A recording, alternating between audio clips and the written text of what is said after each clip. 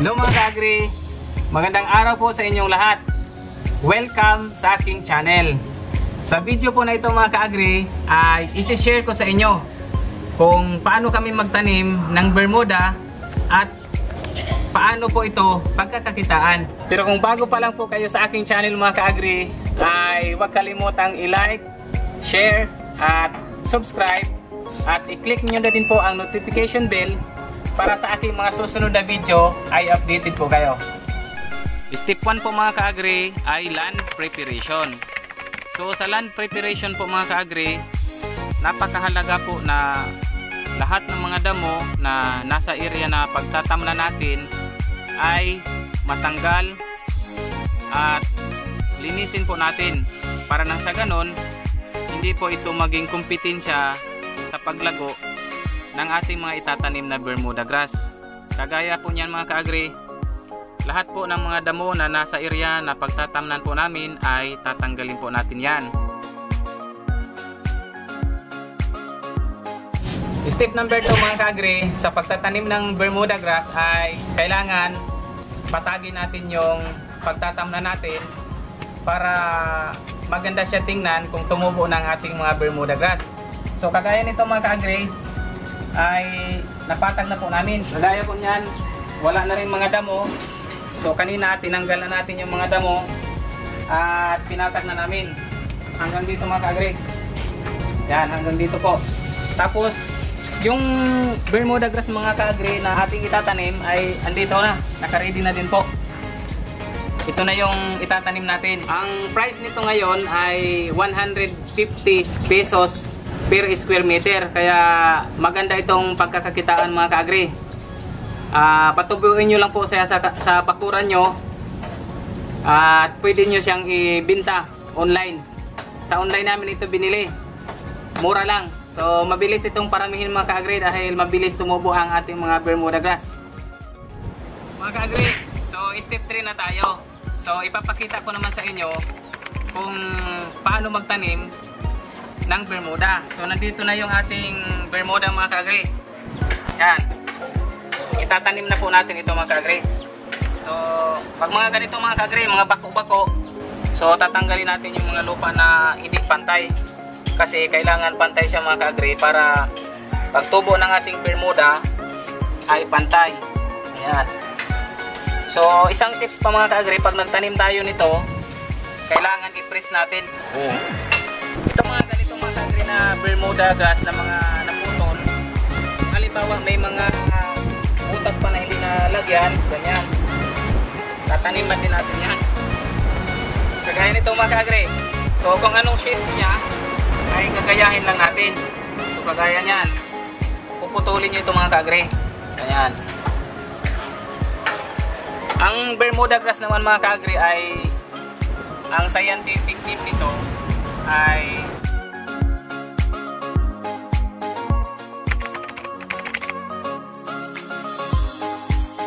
Bermuda grass mga ka-agri ay the best ito sa itanim sa garden. So ginagamit din ito sa pang-landscape. At sa iba't ibang bansa ay makikita din itong Bermuda grass mga ka-agri sa Africa, sa Australia, sa Europe. Pero ang marami nito mga ka-agri na gumagamit na bansa ay sa Asia. Dito sa Pilipinas, kabilang itong Bermuda grass. At may familiar na apat na grass mga ka-agri ay ang frog grass, Carabao grass, at ang pinakamaganda po mga ka-agri ay Bermuda grass dahil yung dahon niya mga ka-agri ay napaka-pino, kaya maganda siya tingnan mga ka-agri. Kaya ito, dadami itong mga Bermuda natin dito. Pag naparami na natin, gagawin natin itong negosyo mga ka-agri. Hindi lang pang paganda ng ating garden, pwede rin sa pagkakakitaan mga ka-agri, yung Bermuda grass.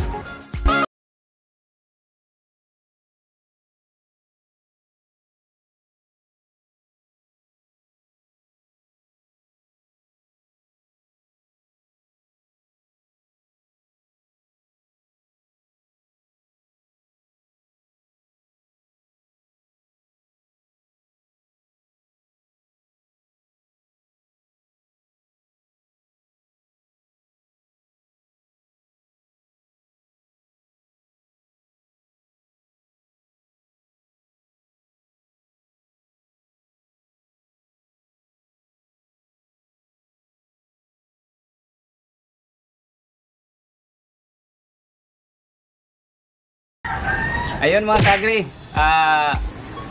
tapos na tayo magtanim ng ating Bermuda grass. Ito na po siya mga ka-agri. Kung mapapansin nyo kanina sa unang video na ipinakita ko po sa inyo ay napakagulo pa ng mga damo na tumutubo dito. So ngayon mga ka-agri, naitanim na natin ang ating Bermuda grass. Susunod mga ka-agri ay i-check natin itong mga ganitong Bermuda grass. Ayan, siguraduhin natin mga ka-agri na nakalapat yung ugat niya sa lupa para wag mamatay at malata yung ating mga Bermuda grass. Mga ka-agri, sa wakas, natapos na natin na itanim yung ating mga Bermuda grass. So, tapos ko na rin na double check mga ka-agri yung mga bagong itinanim natin na Bermuda grass. So ito na siya mga ka-agri, napakaganda na. At mamaya didiligan na natin ang ating itinanim na Bermuda grass.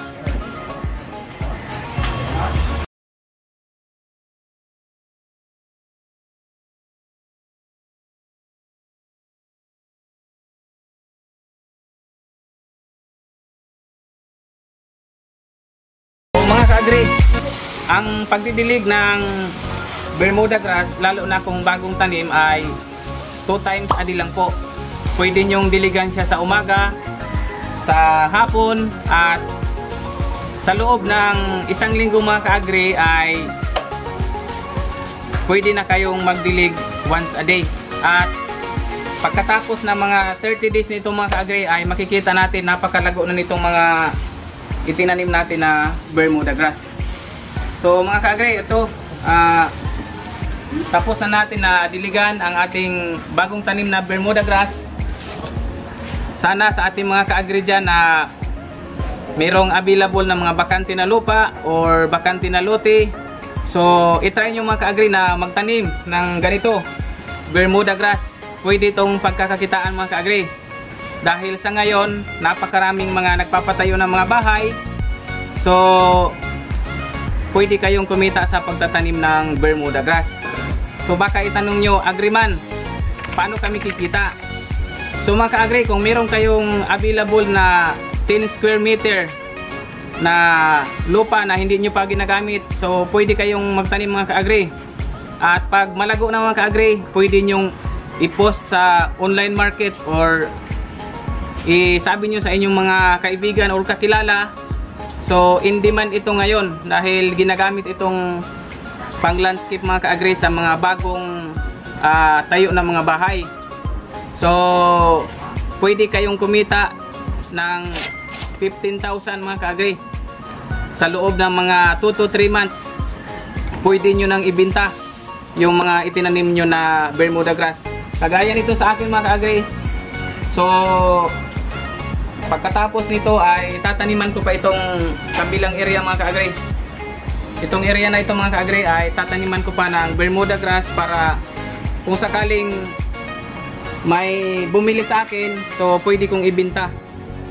So sa 10 by 10 square meter mga ka-agri na lupa ay i-times 10 natin yan, that is 100 square meter. Sa ngayon mga ka-agri, ang presyo nitong Bermuda grass ay nasa 150 pesos per square meter. Kaya nasabi ko na 15,000 mga ka-agri pwede nyong kikitain ang 10 by 10 square meter na bakante nyo na lupa. Kaya sa ating mga ka-agri dyan, sana ay nabigyan ko kayo ng ideya na ang pagtatanim ng Bermuda ay pwedeng pagkakitaan. At nagpapasalamat na rin ako sa aking mga subscriber at sa patuloy nila na panonood ng aking mga videos. So mga ka-agri, kung hindi pa kayo nakapag-subscribe sa aking channel, please subscribe at i-hit nyo na din po ang notification bell dahil marami pa akong mga videos na i-upload at abangan nyo mga ka-agri. Gusto ko na magbigay ng inspirasyon sa ating mga ka-agri dyan na gustong sumubok sa agriculture. Kaya maraming salamat mga ka-agri at muli samahan niyo ako sa mga susunod ko pa na video. Thank you mga ka-agri.